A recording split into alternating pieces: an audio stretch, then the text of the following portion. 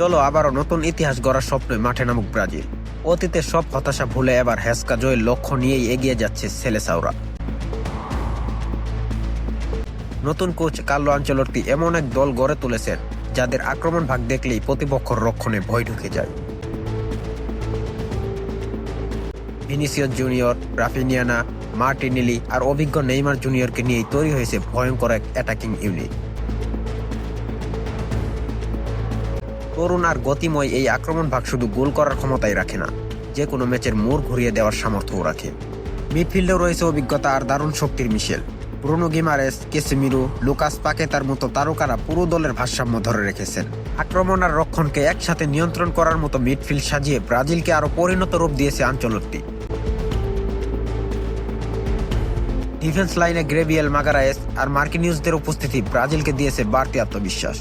শক্তিশালী রক্ষণ আর দ্রুত কাউন্টার অ্যাটাকের সমন্বয়ে এই দল এখন অনেক বেশি ভয়ঙ্কর। যদিও আগের বিশ্বকাপের তুলনায় বর্তমানে স্কোয়াডের বাজার মূল্য কিছুটা কমেছে, তবুও মাঠের পারফরমেন্সে সেই প্রভাব পড়বে এমনটা ভাবার সুযোগ নেই। বিশেষ করে নেইমারের অভিজ্ঞতা আর ভিনিসিয়াস জুনিয়রদের তরুণ উদ্যম মিলিয়ে ব্রাজিল এখন আরও পরিণত একটি দল। রাফিনিয়ানা, মার্টিনেলি আর নতুন প্রজন্মের তারকারা নিজেদের সেরাটা দিতে পারলে আনচেলত্তির অধীনে নতুন এক ব্রাজিলকে দেখতে পাবে পুরো ফুটবল বিশ্ব।